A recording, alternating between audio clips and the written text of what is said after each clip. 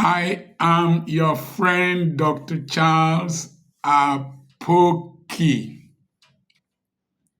This month is the celebration of womanhood in South Africa.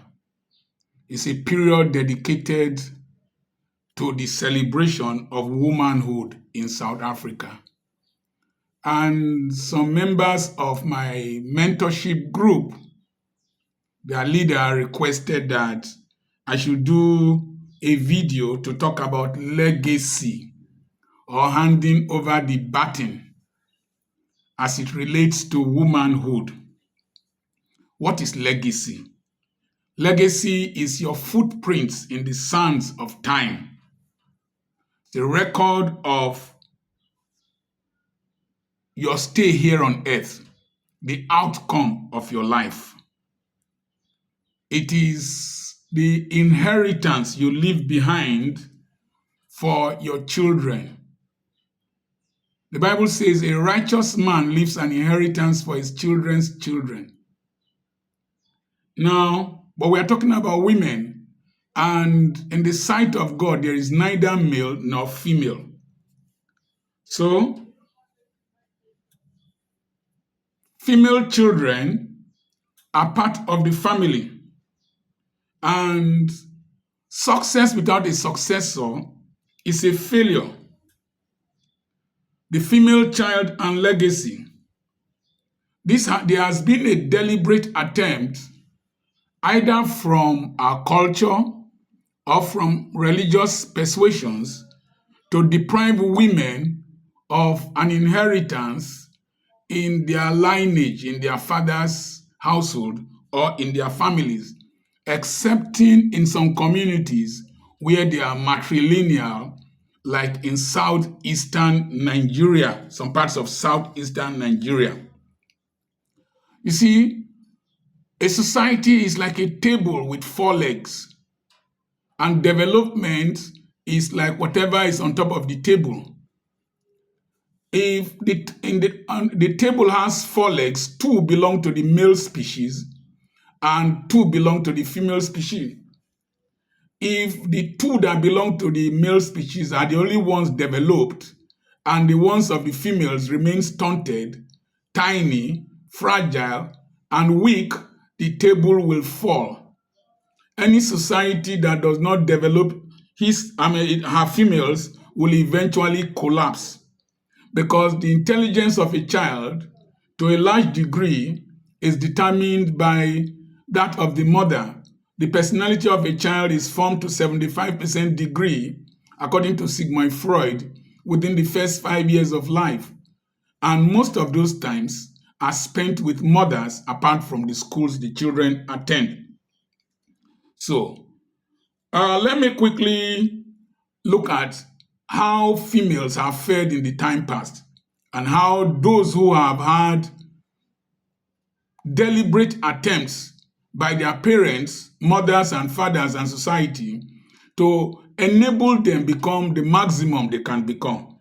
The truth of the matter is that any society that does not allow women to maximize their potentials, any family that does not allow women to maximize their potentials, will be dysfunctional and stunted. Let me quickly debunk the religious attitude that people use to discriminate against females. In Numbers chapter 27 from verse 1, the daughters of Zelophehad confronted Moses. Moses was already allocating land to people in the promised land. And this family of Zelophehad, the man had no sons, and the daughters arose because there was not going to be any legacy allocated or inherited by these daughters because their father had no sons. And this statement should be a rhetorical statement in the minds of any young woman, or any woman that has only daughters, or any man that has only daughters. And we should impregnate it in their minds very early.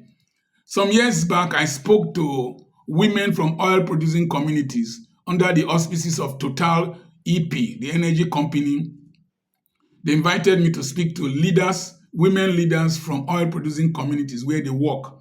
And the theme that year for the Women's Day celebration was Choose to Challenge. I'm not talking about being rude or uncultured or abrasive and aggressive. The daughters of Zelophehad stood and confronted Moses by saying that their father died, he didn't have any sons. And they asked a question: why should the name of our father be thrown away because he had no sons? So why should the name of our father be thrown away from his family because he had no sons? He said, give us therefore a possession among the brethren of our father as an inheritance. Moses was shocked and he hurriedly went to God. And God said, what the daughters of Zelophehad have said is correct. Give them land among their family. Give their land, the land their father was supposed to get, to them. Now, there is a problem we've had in Africa, particularly where people are patrilineal. You will have a foolish eldest son, or you have a foolish son that is not even the eldest. Then, when the father dies, you will transfer all the wealth to this uncultured, untrained, reckless, visionless young man who will squander the wealth of the family and throw the family into oblivion. We must stop training our girls only for marriage, only for the kitchen, only to carry babies, only to breastfeed babies. We should start training our daughters to replace us, to manage responsibilities. In Delta State, where I come from, the daughter of James Ibori, his son is quite young, the daughter of James Ibori won elections into the House of Representatives and is now the chairman of the NDDC committee in the House of Representatives. She is a young lady. The father deliberately, intentionally, premeditatively prepared her for politics to take over a portion of the inheritance of the father. The father has raised so many politicians in Delta State and in Nigeria. He will not want to throw his daughter away because she is now married to one man. No. The girl ran in the constituency of the father, won.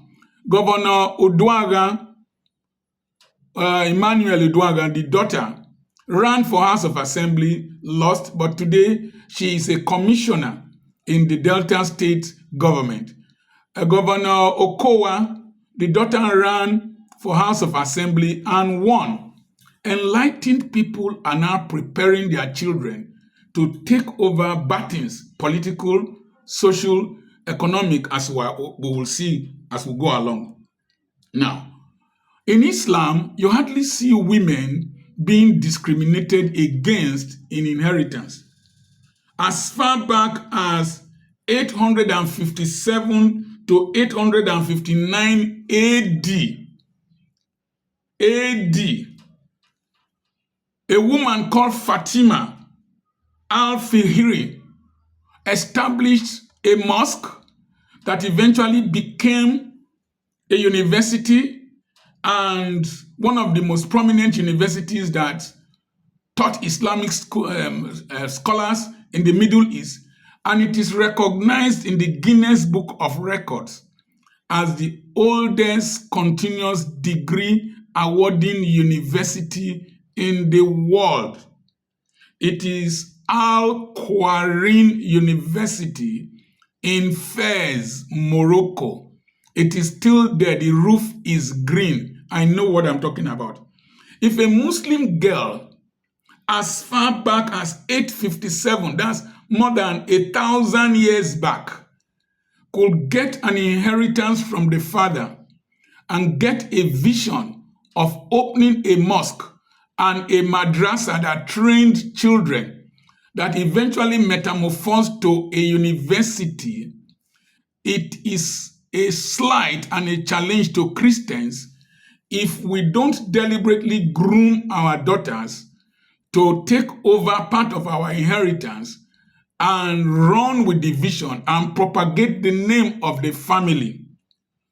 So, where are the brothers of Fatima that inherited something too from their father? They have gone into oblivion. Nobody is hearing from them.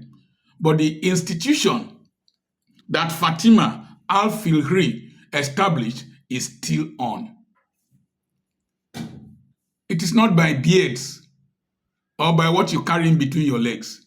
It is in the mind. If we can culture the minds of our daughters to become good administrators, people who are bold, people who can challenge the status quo when it is oppressive, but at the same time be submissive to their husbands, like Deborah, wife of Lapidot, was a ruler in Israel.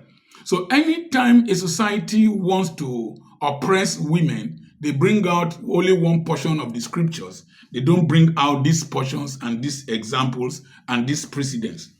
One of the biggest foundations in the world, the Sabanchi Foundation, which pays 5% of the annual tax of Turkey, is managed by a woman. Sabanchi Foundation is a multi-billion entity. They give scholarship to about 27,000 students. They pay 5% of the annual tax of Turkey. Turkey is among the G20, the 20 richest nations in the world. And one of the biggest companies in that country is managed by a Muslim woman. And she said that when her tenure is over, she will hand over to another person. So in Islam, even in Islam, there is this recognition of the managerial capacity of women, and opportunities are given to them. We must not forget the last queen of England, who was heir to the throne, and she was groomed and prepared. So one of the things we must know, and I will share it with you later, is that we must groom, prepare, train, reorientate the minds of our daughters. And life is not about romance. Life is not all about bearing children. Life is not all about marriage. If our marriage is not an achievement, it is your responsibility. It is your productivity. It is the activities you do that will outlive you. Mary Slessor made great impact in Nigeria. She's a woman. Sister Teresa Mary made great impact in India. She's a woman. The era of seeing women as sub-men is over. They are equivalent, though not equal. They can play their own rights and be good mothers, good wives, like Golda Meir, like Angela Merkel of Germany, and still be good administrators and good managers of legacy. Let's not confine our children to only learning recipes without learning responsibility. Dangote at one time was the richest black man until a South African took over. His daughter is managing a great percentage of his company. I think the sugar factory is under, the sugar company is under her control, and she's director of administration somewhere in the company. That's Dangote, the richest black man at one time, and he is a Muslim. The Ladol group of companies in Lagos, Ladol is Ladol, is managed by a jeans trouser wearing young lady, a medical doctor who schooled in Oxford, managing this logistics company that is a multi-billion naira company. Ngozi Okonjo-Iweala, the father was a professor, the mother a professor of economics, the father a traditional ruler, but Ngozi Okonjo-Iweala took over the legacy of economics, became Minister for Economic Affairs in Nigeria, head of the economic group, and now she is Director General of the World Trade Organization. She ran with the legacy of her parents in economics, and today she is a global celebrity. When I see her in Davos talking with white men and white women, I am president, I decided to make sure that I empowered my daughter. Now I want to come to South Africa, the southern part of Africa. There is Queen Nziga. Queen Nziga was the queen of the kingdom of Matambaland and Angola land, where the name Angola came from. She was the queen from 1624 to 1663 and king of Matamba land from 1631 to 1663. That means she ruled for 30 years. She took over from her brother Ngola Mbandi. Ngola Mbandi sent Queen Unzagi to go and negotiate with the Portuguese. But before then, the father taught her about warfare. The father taught him Portuguese. She was skilled, she was strong, she could shoot arrows, she could ride horses, she could throw spears, she could use the battle axe, which was the weapon of warfare among the Ungola people. The brother sent him to go and negotiate with the Portuguese. When she got there, the man who was in charge of the Portuguese territory that time, the ambassador of the Portuguese government, refused to give her a seat. They arranged a mat for her to sit on while they sat on chairs, a sign of conquest. One of the men, her servants, bent down, squatted, and allowed the queen to sit on his back to negotiate with the Portuguese. And she spoke fluent Portuguese. Let's teach our children not to learn only rap music, sing Davido, sing Wizkid Bugao, lo lo lo lo Bugao, I want to take my lover. No. Let's train our children to be articulate, to be bold enough, to be knowledgeable enough, to be diplomatic enough to represent us. Some people said his brother committed suicide when he heard of what happened. But she became the queen of the land, strategically married another king of Matamba land, and formed a union. And they fought the Portuguese and defeated them severally. When she died, her sister took over the leadership of that kingdom. And when you go to Luanda, her statue is there with a leopard skin and a spear in her hand. That was a young girl that a father intentionally trained to take over legacy. Even though the brother temporarily became king, wickedly killed her son, when the time came, she took over governance and freed her people from oppression until 1663, years back. Let me quickly talk about my family. My wife's father died when she was in secondary school, first year in secondary school. And they were now sharing properties. And they didn't share to my mother-in-law. And they didn't say anything concerning my wife. And my mother-in-law stood up that all these ones will be sharing the legacy. What about this, my daughter that is in secondary school? What will happen to her? Won't you people take responsibility to train her? They said, no, we don't train girls. If we train girls, they will be married to their husbands, and then our money will be wasted.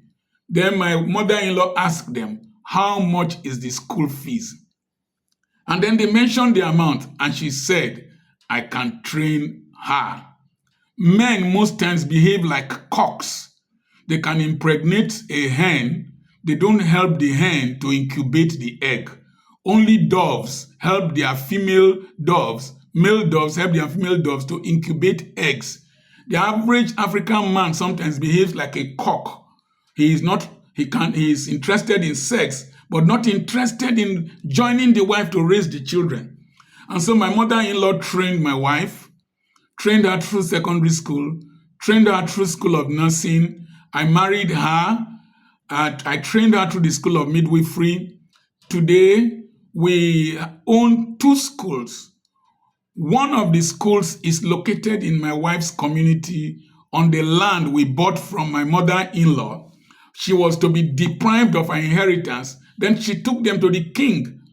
They were to share everything and give to one small boy who was born by another woman. And the king said, no, female children have a right to an inheritance. And we bought that land from her. We built a house for her. And today we built a school in that place. It is like Europe. It will compete with any school anywhere in the world. And it is the most beautiful, single largest structure built by any indigene in that my wife's community.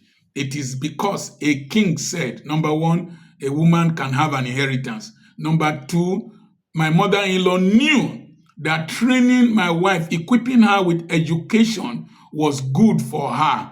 Number two, my wife married properly. She married me. She married great potentials.